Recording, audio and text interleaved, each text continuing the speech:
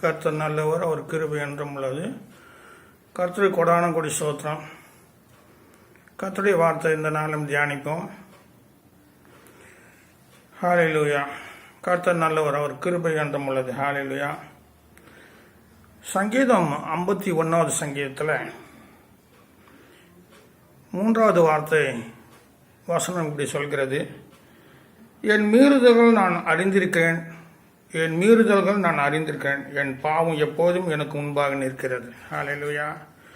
என் பாவம் எனக்கு முன்பாக எப்போதும் நிற்கிறது. ஹல்லேலூயா. இந்த பாவம் நமக்கு முன்னே நிற்குது சொல்லிட்டு சங்கீதக்காரன் சொல்றார். ஹல்லேலூயா. அவர் சொல்றாரு, என் பாவம் எனக்கு முன்னே நிற்கிறது.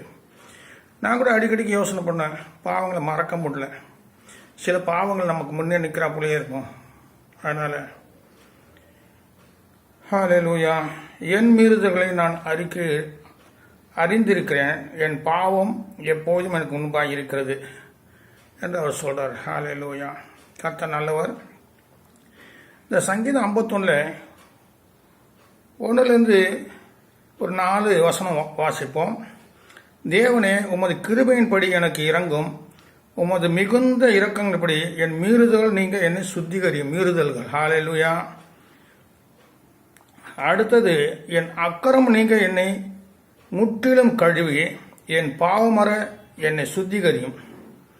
என் மீறுதல்களை நான் அறிந்திருக்கிறேன், என் பாவம் எப்போதும் முன்பாக நிற்கிறது. தேவரீர் ஒருவருக்கே விரோதமாக நான் பாவம் செய்து உமது கண்களுக்கு முன்பாக பொல்லாங்கானதை நடப்பிட்டேன். உம்முடைய கண்களுக்கு முன்பாக பொல்லாங்கானதை நடப்பிட்டேன். நீர் பேசும்போது உம்முடைய நீதி விளங்கும், நீ நியாயம் தீர்க்கும் போது உம்முடைய பரிசுத்தம் விளங்கும். இதை அறிக்கையிடுகிறேன். ஹல்லேலூயா. நீதிமொழிகளுக்கு தன் பாவங்களை அறிக்கையிட்டு விட்டுவிடுகிறோம், இரக்கம் பெறுவான்னு சொல்லிட்டு இருக்கேன். ஹல்லேலூயா. நமக்கு இரக்கங்களுக்காக தேவனுக்கு நம்ம ஜெபம் பண்ணுறோம், விண்ணப்பம் பண்ணுறோம். ஹல்லேலூயா. அதனால இந்த சங்கீதம் 51 8வது வார்த்தை 9வது வார்த்தை சொல்லி, என் பாவங்களை பாராதபடிக்கு நீர் உமது முகத்தை மறைத்து என் அக்கிரமெல்லாம் நீக்கிடலும், என் அக்கிரமெல்லாம் நீக்கிடலும் சொல்றார். ஹல்லேலூயா. கர்த்தர் நல்லவர், அவர் கிருபை என்றும் உள்ளது. இதே போல இந்த வார்த்தைகள் ஒத்த வார்த்தைங்களை சங்கீதம் 32வது அதிகாரத்தில் சொல்லப்பட்ட காரியங்களை வாசிப்போம். சங்கீதம் 32 இதில் வாசிக்க, எவனுடைய மீறுதல் மன்னிக்கப்பட்டதோ, எவனுடைய பாவம் மூடப்பட்டதோ அவன் பாக்கியவான். இங்கே சொல்லப்பட்டிருக்கு, எவனுடைய மீறுதல் மன்னிக்கப்பட்டதோ, நம்முடைய மீறுதல்கள் மன்னிக்கப்படும். ஹல்லேலூயா. எவனுடைய பாவம் மூடப்பட்டதோ அவன் பாக்கியவான். எவனுடைய அக்கிரமத்தை கர்த்தர் எண்ணாது இருக்கிறாரோ, எவனுடைய ஆவியில் கபடமில்லாததுக்கு அவன் பாக்கியவான். ஹல்லேலூயா. அடுத்தது அதே 32வது சங்கீதத்தில் 5வது வார்த்தை, நான் என் அக்கிரமத்தை மறைக்காமல் என் பாவத்தை உமக்கு அறிவித்தேன், என் மீறுதலை கர்த்தருக்கு அறிக்கையிடுவேன் என்றேன், தேவரின் பாவத்தை தோஷத்தை மன்னித்தீர். ஹல்லேலூயா. இதெல்லாம் அருமையான வார்த்தைங்க. ஜீசஸ். ஹல்லேலூயா. சங்கீதம் 52 எனக்கு செவி கொடுத்து உத்தரவு அருளை செய்யும், எனக்கு செவி கொடுத்து உத்தரவு அருளை செய்யும் சொல்லிட்டு வசனம் இருக்கு. ஹல்லேலூயா. நமக்கு தேவன் செவி கொடுக்கணும். நம்முடைய மீறுதல்களுக்கு, நம்முடைய பாவங்களுக்கு, நம்முடைய அக்கிரமத்துக்கு. இன்னொன்று விசேஷமாக, ஆவியில் கபடம் இல்லாது இருக்கிறதோ அவன் பாக்கியன். அக்கிரமம் இருக்கு, பாவம் இருக்கு, மீறுதல் இருக்கு, ஆனால் அதை காட்டிலும் கபடம் அதிகமாக இருக்கு. ஹல்லேலூயா. கபடற்றவனுக்கு கர்த்தர் துணை சொல்லிட்டு வசனம் சொல்லுது, சங்கீதம் சொல்லுது. அதனால கர்த்தருடைய வார்த்தையை நம்ம கடந்து போவோம், தியானிப்பமாக. சங்கீதம் 66:18 ஒரு வார்த்தை இருக்கு. சங்கீதம் 66:18 ஒரு வார்த்தை வாசிப்போம். தேவனுக்கு மகிமை உண்டாவதாக. கர்த்தர் நல்லவர். சங்கீதம் 66:18 என் இதயத்தில் அக்கிரம சிந்தை கொண்டிருந்தேன், ஆனால் ஆண்டவர் எனக்கு செவி கொடார். என்னுடைய இருதயத்தில் அக்கிரம சிந்தை இருந்தனாக்கா ஆண்டவர் செவி கூடாது சொல்லப்பட்டிருக்கு. அக்கிரம சிந்தை வச்சு நம்ம ஜெபம் பண்ணாலும் கேட்க மாட்டார். அக்கிரம சிந்தை வச்சுக்கின்னு அவரை நம்ம விண்ணப்பம் பண்ணாம அதுதான் பாட்டு கூட போகிறான். இயேசுவின் சிந்தையை தரிப்போம், நேசமோட அவர் அன்பில் கழிப்போம் சொல்லிட்டு. அப்போ இயேசு கிறிஸ்துவ சிந்தை நமக்கு வேணும், அக்கிரம சிந்தை இருக்கக்கூடாது. அடுத்து சொல்லப்பட்டதுக்கு யோவான் 9வது அதிகாரத்தில் நாம் கடந்து போவோம். யோவான் 9வது அதிகாரம் நாம் கடந்து போவோம். இங்கே அக்கிரம சிந்தை உள்ளவருக்கு தேவன் செவி கொடுக்கறதில்லை சொல்லிட்டு சொல்லப்பட்டிருக்கு. இங்கே என்ன சொல்லப்பட்டிருக்கு பாருங்க. யோவான் 9:31 வசனம். பாவிகளுக்கு தேவன் செவி கொடுக்கறதில்லை என்று அறிந்திருக்கிறேன். ஒருவன் பக்தி உள்ளவனாய் இருந்து அவருக்கு சித்தமானது செஞ்சால் அவனுக்கு செவி கொடுப்பார். சில சமயம் ஆண்டு செவி கொடுக்கவே மாட்டார். ஹல்லேலூயா. தாவீது கூட தன் மகனுக்காக உபவாசம் வந்து ஜெபம் பண்ண ஆண்டு செவி கொடுக்குறேன், மறித்து போனான். சில இடத்துல ஆண்டவர் அக்கிரம சிந்தை இருந்தாங்க, செவி கொடுக்க மாட்டார். பாவிகளுக்கு செவி கொடுக்கறதில்லை ஆண்டவர், பாவிகளுக்கு செவி கொடுக்கறதில்லை. ஹல்லேலூயா. அவனை அறிக்கைட்டு விட்டுவிடும் போது அவர் செவி கொடுப்பார். அடுத்த வார்த்தை யோபுல் நம்ம தியானிப்போம் சுருக்கமாக.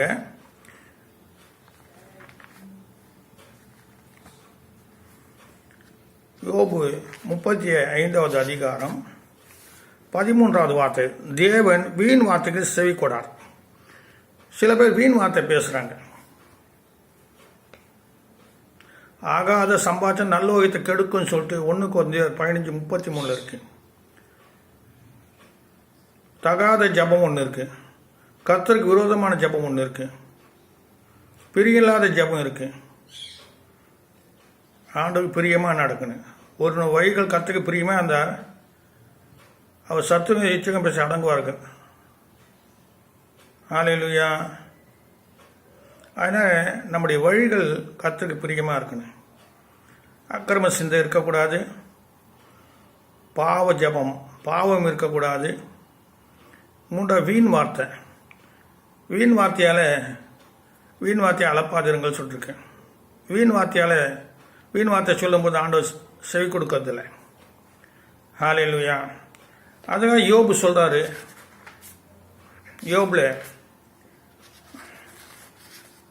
31வது அதிகாரம் 30வது வசனத்தை நம்ம வாசிப்போம். அவன் ஜீவனுக்கு சாபத்தை கொடுக்கும்படி விரும்பி வாயினால் பாவம் செய்ய நான் இடம் கொடுக்கவில்லை. நமக்கு பாவம் உண்டாகும்படியா நம்ம வாய்க்கு இடம் கொடுக்கக்கூடாது சொல்லிட்டு யோபு சொல்றாரு. அவன் ஜீவனுக்கு சாபத்தை கொடுக்கும்படி விரும்பி வாயினால் பாவம் செய்ய நான் இடம் கொடுக்கவில்லை சொல்றாரு. வாயினால் பாவம் செய்யறதுக்கு இடம் கொடுக்கக்கூடாது. யோபு 33வது வார்த்தை. நான் ஆதாமை போல என் மீறுதலை மூடி என் அக்கிரமத்தை என் மடியிலே ஒளித்து வைத்தேனோ. சில பேர் ஒளித்து வைக்கிறாங்க. அக்கிரம சிந்தை இருக்கு, பாவ நினைவுகள் இருக்கு, மீறுதல் இருக்கு. எல்லாத்தையும் நம்ம அறிக்கையிடணும். தேவனத்தில் போய் அறிக்கையிட்டு பாவ மன்னிப்பு பெற்றுக்கணும். தேவன் முற்றிலும் நீக்க வல்லவர். சங்கீதக்காரன் 51 என்னை நீக்கி அருளும், மீறுதலுக்கு நீக்கி அருளும், பாவத்தை நீக்கி அருளும், அக்கிரம சிந்தைக்கு நீக்கி அருளும்.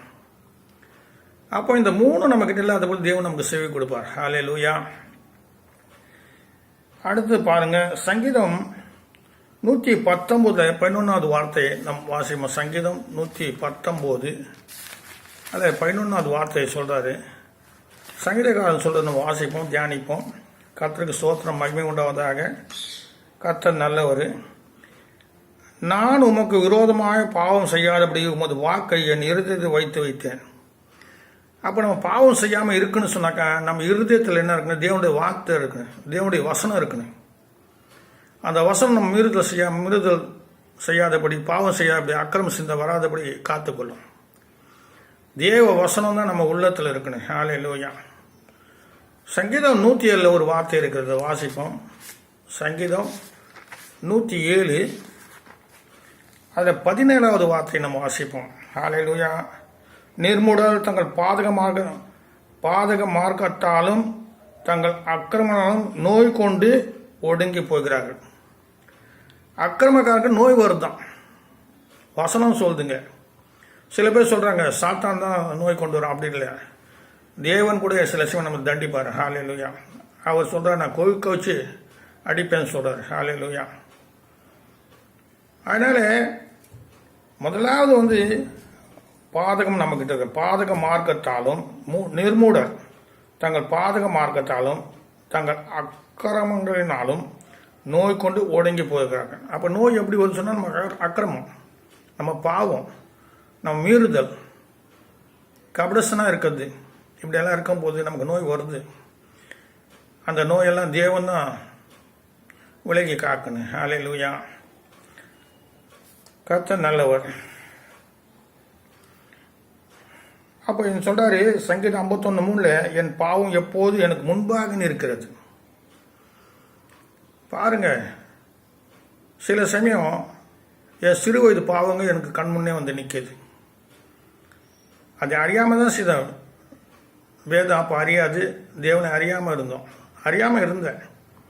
ஆனால் இருந்தாலும் அந்த சிறு வயது பாவங்களை மன்னியன்னு சொல்கிறாரு சங்கீதக்காரன். சிறு வயது பாவங்கள் கண் முன்னே நிற்குது. ஐயோ, நான் இப்படி நடந்தனே ஆண்டவரே, இப்படியெல்லாம் நான் நடந்தேனே சொல்லி அந்த நினைவுகள் வருது. அந்த நினைவுகளை தேவன் மாற்றணும். ஹல்லேலூயா. ஒரு இடத்துல சொல்கிறாரு, ஒன்று வாயிலிருந்த பார்க்கால நாமத்தை அர்த்த பக்கம் மறக்க செய்வோன்னு, பழசெல்லாம் மறக்க செய்து புதிய கிருபையால் ஒன்று நிரப்பேன் சொல்கிறார் கர்த்தர். ஹல்லேலூயா. 1 அக்கிரம சிந்தை, 2 அக்கிரம சிந்தை இருக்கிறவங்களுக்கு தேவன் செவி கொடுக்கறதில்ல, பாவிகளுக்கு தேவன் செவி கொடுக்கறதில்ல, வீண் வார்த்தைகளுக்கு தேவன் செவி கொடுக்கறதில்ல. பிரசங்கி 8வது அதிகாரத்தில் ஒரு வார்த்தை கவனிப்போம். பிரசங்கி 8வது அதிகாரத்தில் 12வது வார்த்தை, பாவி 100 தரம் பொல்லாப்பை செய்து நீடித்து வாழ்ந்தாலும் என்ன, சிலர் தங்கள் பாவத்தை விட முடியாது. தேவன்கிட்ட அறிக்கையிட்டால் தான் அதை விட முடியும். தேவன் தான் அதை மன்னிக்க வல்லவர். ஹல்லேலூயா. இங்கே சொல்றாரு பிரசங்கி, பாவி 100 தரம் பொல்லாப்பை செய்து நீடித்து வாழ்ந்தாலும் என்ன, தேவனுக்கு அஞ்சி அவருக்கு முன்பாக பயந்திருக்கிற நன்றாக இருப்பார்கள் என்று அறிந்திருக்கிறேன். வசனம் எப்படி இருக்கு, அழகா இருக்கு பாருங்க. தேவனுக்கு அஞ்சி அவருக்கு முன்பாக பயந்திருக்கிற நன்றாக இருப்பார்கள் என்று அறிந்திருக்கிறேன். கீழே 13, துர்மார்க்கனோ நன்றாக இருப்பதில்லை, அவன் தேவனுக்கு முன்பாக பயப்படாது இருக்கிறப்பறையா நேலை போல இருக்கிறான், அவருடைய வாயினால் நீடித்திருப்பதில்லை. இன்னொன்று அந்த 8:11 பாடுது, துர்க்கருக்கு தக்க தண்டனை சீக்கிரமாய் நடவாதபடியால் மனுபுத்திரனின் இருதயம் பொல்லாப்பை செய்ய அவர்களுக்கு துணிக்கரம் கொண்டிருக்கிறது. சில பேருக்கு தேவனுடைய தண்டனை நிறைவேறாதனால துணிக்கரமாக இருக்காங்க. ஒன்றும் நமக்கு ஒன்றும் இல்லை, நம்ம நீதியாக இருக்கோம், நேர்மையாக இருக்கோம் சொல்லிட்டு அப்படி தாங்களே திருப்தி ஆகிக்கிறோம். அப்படி கிடையாது. இங்கே வேத துர்க்கிரைக்கு தக்கதாக தண்டனை சீக்கிரமாக நடவாதபடியா, சில பேர் சீக்கிரமாக நடக்கிறதில்ல. யாக்கோப்புல இருக்கு. ஹல்லேலூயா. இரக்கம் நியாயத்திற்கு மேன்மை பாராட்டப்படும் சொல்லிட்டு இருக்கேன். இரக்கம் செய்தவனுக்கு இரக்கம் மேன்மை பாராட்டும். ஹல்லேலூயா. அது யார் யார் இரக்கம் செய்கிறாங்க அவங்க தேவன் மேன்மை பாராட்டுவார். யார் யார் மன்னிக்கிறாங்க அவங்களுக்கு தேவன் மேன்மை பாராட்டுவார். யார் யார் உதவி செய்கிறாங்க, யார் யார் தேவனுக்கு பயந்து நடக்கிறாங்க, யார் யார் தேவனுக்கு நடக்கிறாங்க அவங்க தேவன் உதவி செய்வார். அதனால இங்கே விசேஷமானாக்கா பாவி 100 தரம் பொல்லாப்பை செய்து நீடி வாழ்ந்தாலும் என்ன, சில பேர் பாவம் செய்துன்னே இருப்பாங்க, விட முடியாது. ஒரே வழி தேவனுடைய பாதத்தில் போய் சரண்டர் ஆகணும். சங்கீதம் 2 குமாரன் கோபம் கொள்ளாமலும் நீங்கள் வழி அழியாமபடியுமா அவர் பாதத்தை முத்தெடுங்கள், தேவனுக்கு முத்தமிடுங்க. ஹல்லேலூயா. உன்னத பாடல அவர் வாயினால் நமக்கு முத்தமிடுவாராக. கர்த்தர் தான் நம்ம ரட்சித்தார், பாவத்திலிருந்து ரட்சித்தார், அக்கிரமத்தில் ரட்சித்தார், மீறுதலிருந்து ரட்சித்தார். ஆனால் சில தொடரும் சொல்லப்பட்டு, சில பாவங்கள் தொடரும், சில பாவங்கள் தொடராது சொல்லப்பட்டிருக்கு. அதனால தொடர்ந்து ஜெபிப்போம். தேவன் செவி கொடுப்பார்ல, தேவன் செவி கொடுப்பார். எப்போ? தேவனுக்கு பிரியமாக இருக்கும் போது, தேவனுடைய பிரியமான காரியங்கள் செய்யும் போது, அருமையான சங்கீதம் 32 நான் இதை வாசிக்கும் போது எனக்கு மிகுந்த சந்தோஷம் உண்டாகும். திரும்ப ஒரு முறை வாசிப்போம்.